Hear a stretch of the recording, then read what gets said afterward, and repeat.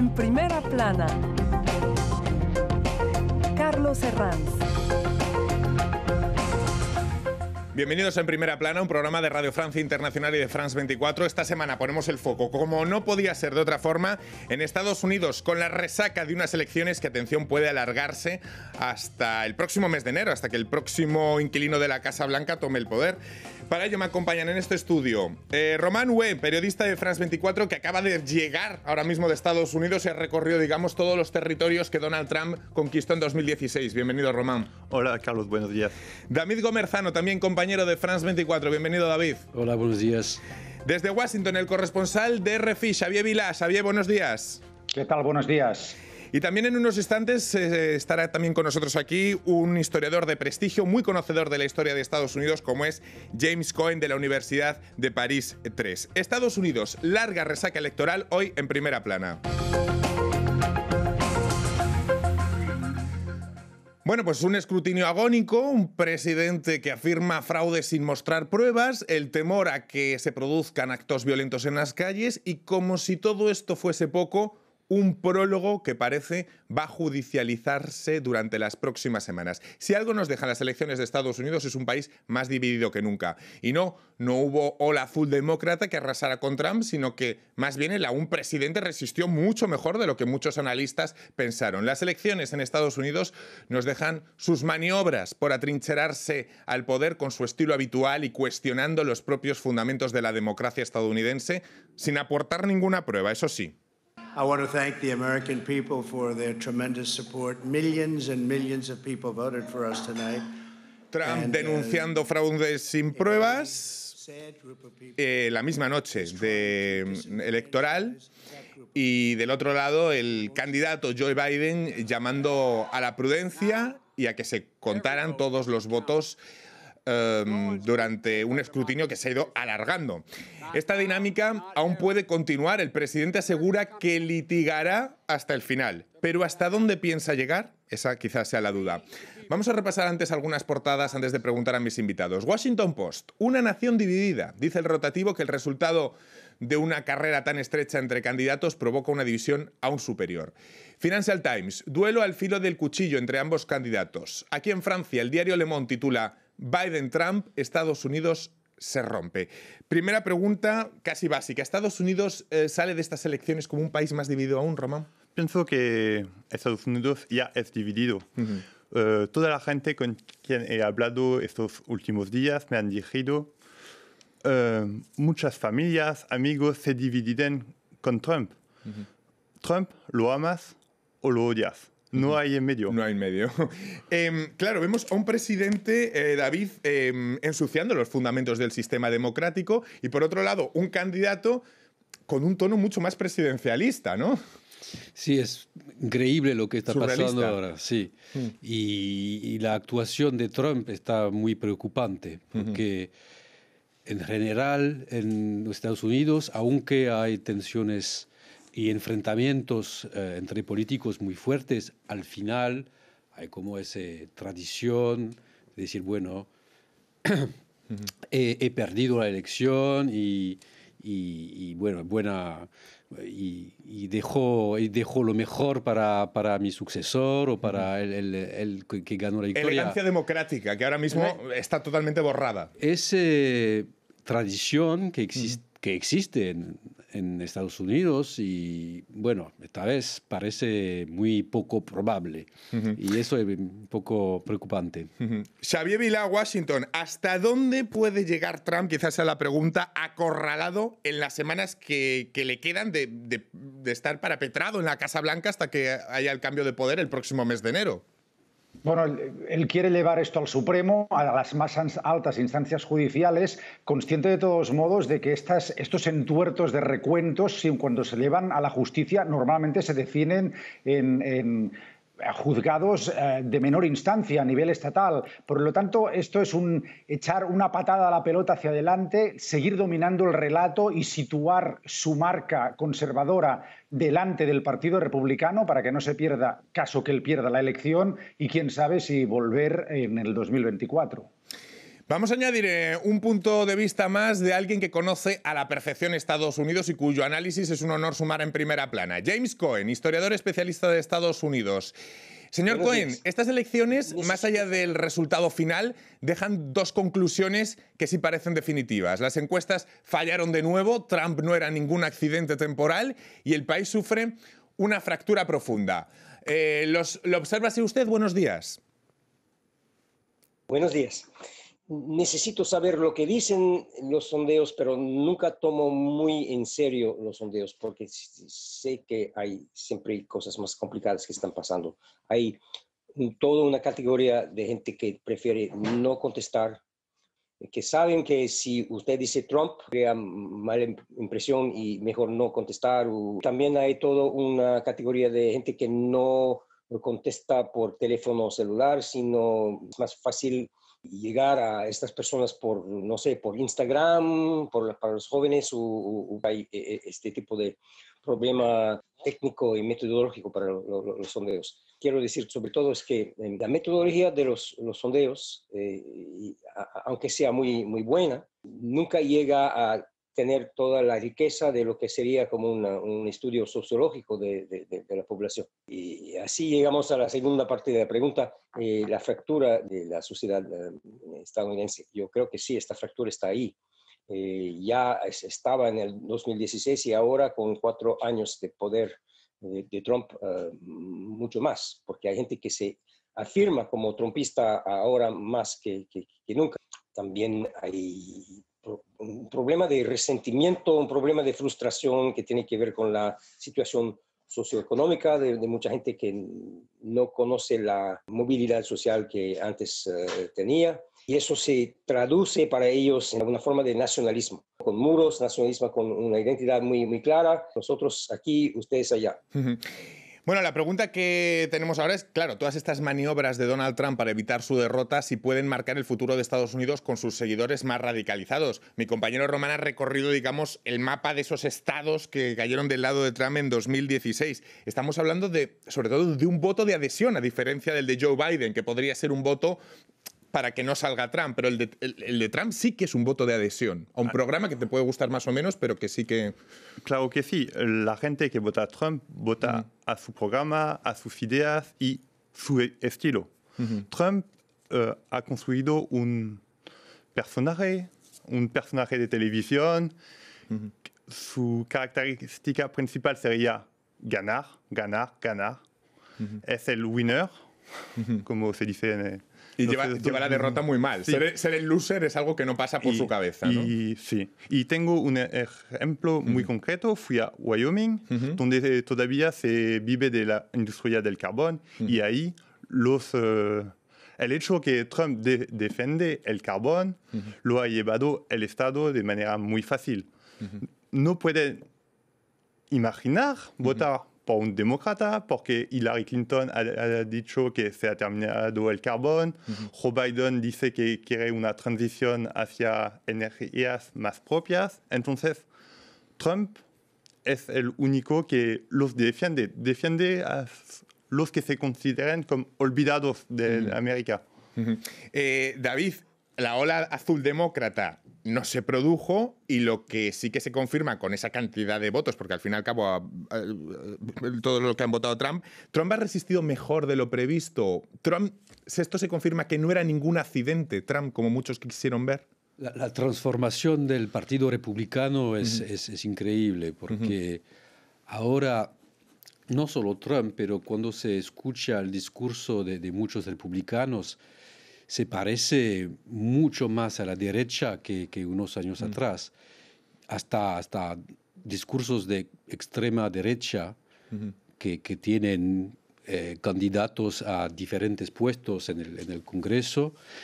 Los seguidores de Trump, el Partido Republicano, ha cambiado totalmente. Se instaló todo lo que era el discurso de Trump de 2016, que era nuevo, que era para muchos algo raro, ahora es totalmente normal dentro del Partido Republicano.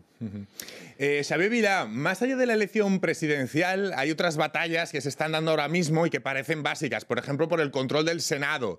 ¿Se estrecharía mucho el margen de maniobra para Joe Biden como presidente si los republicanos controlan el Senado?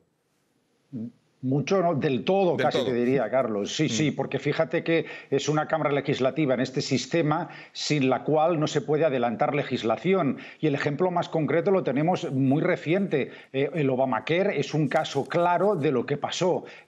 Incluso, es decir, el Obamacare solo pudo echarse adelante porque en el primer mandato Obama tenía las dos cámaras legislativas a su favor. El Partido Demócrata las controlaba. Pero solo los 2 primeros años de una administración en la Casa Blanca con su partido en las 2 cámaras permiten avanzar legislación. Este no va a ser el caso porque el Senado va a seguir en manos republicanas, todo indica, y por lo tanto una hipotética administración de Biden lo va a tener muy complicado para poder echar adelante lo que tiene en mente. Román, David, ¿qué pensáis? ¿La gestión de la pandemia ha sido un factor tan definitivo? Es decir, si el coronavirus no hubiese existido, pongámonos, hace un año, tal como iba la economía, hoy estaríamos hablando de un claro segundo mandato de Donald Trump, ¿no? Haciendo un poco hipótesis. Creo que sí. Que si Trump hubiera ganado sin la pandemia, porque hace un año la economía era estupenda. Pero también dijeron las encuestas que la pandemia no fue un factor decisivo para el voto republicano, que solo para los demócratas la gestión de Donald Trump le importa. Los republicanos me dijeron que Trump hizo lo máximo y que para ellos la manera de gestionar la pandemia es algo que tiene a hacer sí mismo. Es decir, que estoy malo, entonces tengo que isolarme, pero no necesito el gobierno para hacerlo. David, ¿hubiera ganado Donald Trump sin el coronavirus? Bueno, eso nunca lo vamos a Nunca lo saber, vamos a ver, sí. pero cambió la elección, cambió la campaña totalmente. Y Biden, y bueno, desde Francia, desde Europa, creo que muchos tenemos, no queremos a Donald Trump. Donald Trump está muy extraño para la cultura política aquí. Bueno, pero eso también se puede discutir. Me voy a ir a una breve pausa, pero a la vuelta, David, te quiero preguntar sobre las repercusiones de todos estos movimientos de Donald Trump en la América Latina. Volvemos en unos instantes en Primera Plana.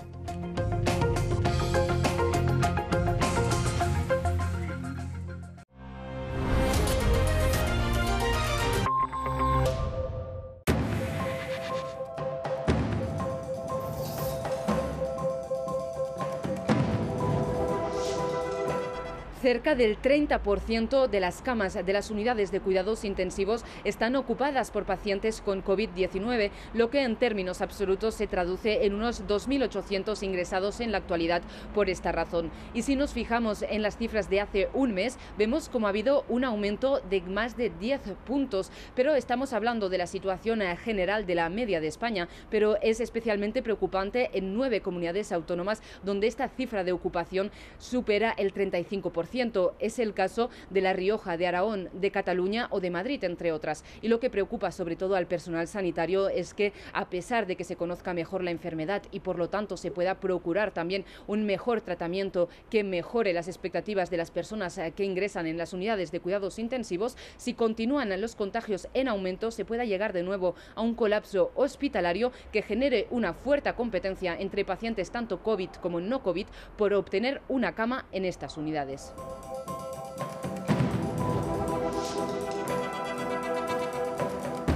Francia volvió a confinarse y, sin embargo, los casos de coronavirus siguen aumentando de manera exponencial. De hecho, durante la primera semana de noviembre, que fue también la primera semana de confinamiento, se llegaron hasta los 4.000 casos de ingreso en reanimación de pacientes con COVID-19, a sabiendas de que en Francia hay unas 6.000 camas en estos servicios. A diferencia de la primavera, Francia no podrá esta vez enviar pacientes a los países vecinos, ya que en toda Europa se está luchando contra esta epidemia. epidemia. Por ahora ha habido transferencia de pacientes entre diferentes regiones y también de hospitales públicos hacia clínicas privadas. Olivier Véran, el ministro de Salud, indicaba que él espera haya un pico del número de ingresos en reanimación, cerca de 6.000 hacia mediados de noviembre, y que a partir de ese momento esas cifras deberían comenzar a disminuir. Pero teniendo en cuenta un promedio bastante importante, y es que 1 de cada 4 pacientes que ingresan en reanimación no suele salir con vida.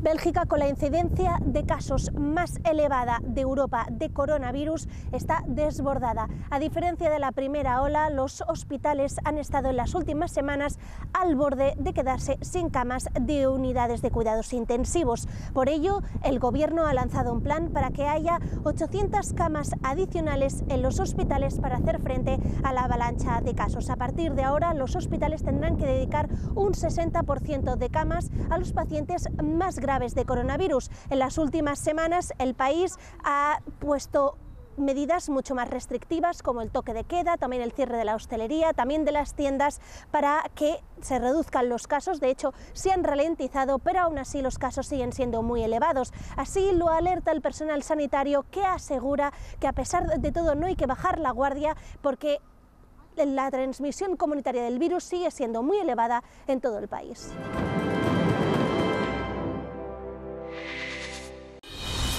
Miles de personas cada año se ven obligadas al éxodo, a huir de sus países en busca de una vida mejor. Llevamos una mirada humana a la migración masiva en América Latina y en el resto del mundo. Acompáñenme en Migrantes por France 24 y france24.com. Seguimos en Primera Plana, hoy analizando toda la resaca que dejan las elecciones de Estados Unidos con dos compañeros míos de France 24, Román Hue y David Gomerzano, con el historiador James Cohen y con el corresponsal de RFI en Washington, Xavier Vilà.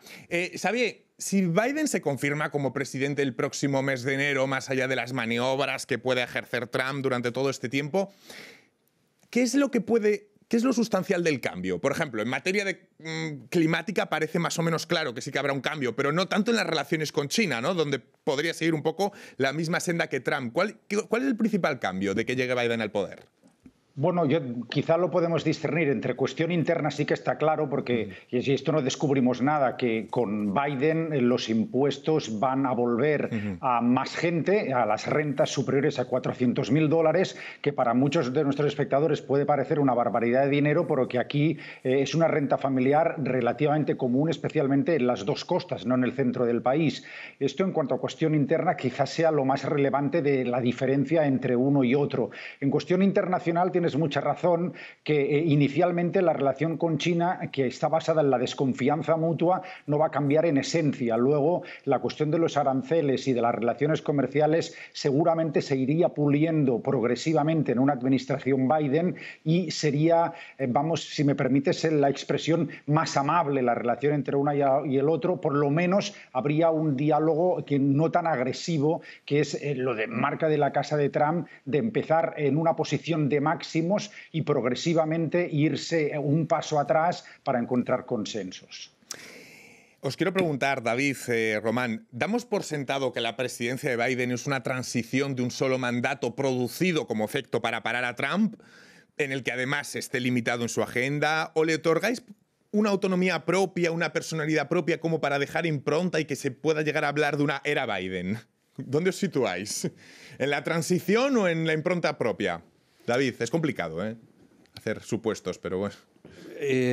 Bueno, cualquier cosa, si Joe Biden llega a ser el próximo presidente de Estados Unidos, él va a tener un problema, que la mayoría en el Senado parece que va a quedarse con los republicanos, y los cambios en la Corte Suprema que hizo Trump va a hacer que su gestión va a ser bajo el control de los republicanos. Eso es lo que podemos decir ahora. El resto es solo especulación, me parece. Román. Pienso también que vamos a ver una transición con Joe Biden, porque Joe Biden no es un hombre de revolución, sino de consenso. Toda su carrera lo demuestra. Siempre ha sido intentando rechazar un consenso con los republicanos y quizás es lo que necesitan los Estados Unidos ahora, porque son más divididos que nunca. Lo que parece claro es que mientras el voto hacia Trump o la elección de Trump tenía detrás una cierta ilusión, una cierta adhesión, la de Biden no lo tiene. Es un voto contra Trump, ¿no? Bueno, pareció también que en el 2016 Trump no ganó, fue un rechazo a Hillary Clinton. Sí. Esta vez, bueno, no me parece muy claro lo que... hay mucha gente que tiene miedo de Trump en Estados Unidos. Y, bueno, quizás Biden no es el candidato ideal, pero el miedo justifica el voto y es un voto poderoso. Votar con miedo al otro candidato tal vez es más que una insatisfacción, me parece. Vamos a Washington. Xavier Vilà. Xavier, ¿el trumpismo tiene recorrido sin Donald Trump? O, formulándote de otra forma la pregunta, ¿vamos a asistir en las próximas semanas de estos juicios, de estos litigios que va a presentar Donald Trump, a oposiciones dentro del Partido Republicano que hasta ahora han estado detrás de él estos años?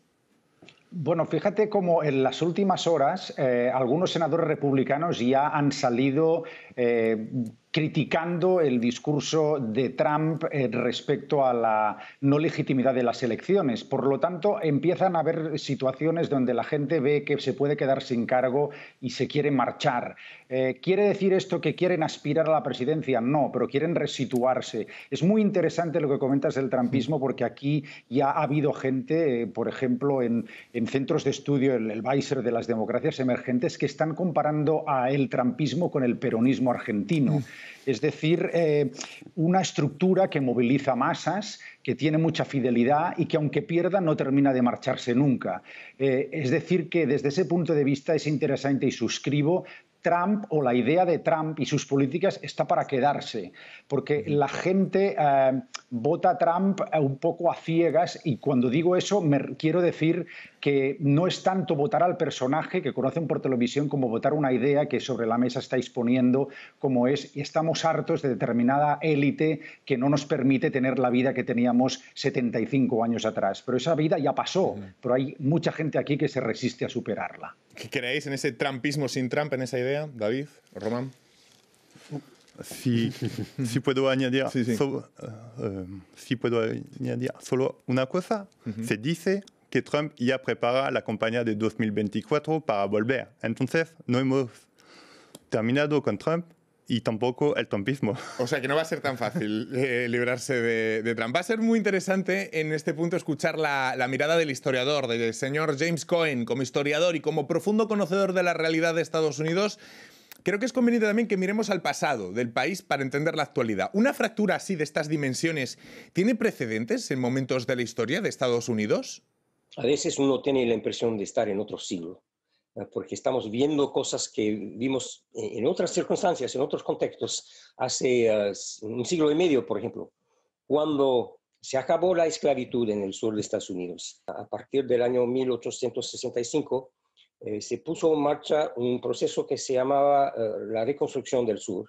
Los ex-esclavos se convertían en ciudadanos y tenían, aunque tenían muy poco en términos materiales y eran muy pobres, tenían el derecho de votar, de estar representados en el Congreso y de tener una serie de derechos democráticos que antes no tenían. Y este régimen de reconstrucción duró al máximo 10 años, en varios casos en varias regiones del sur, menos, y luego se acabó la reconstrucción. Llegó el poder blanco y se excluyeron otra vez los negros de la ciudadanía. Con Trump, al menos tuvimos la impresión de estar en un momento de regreso hacia otras épocas de exclusión.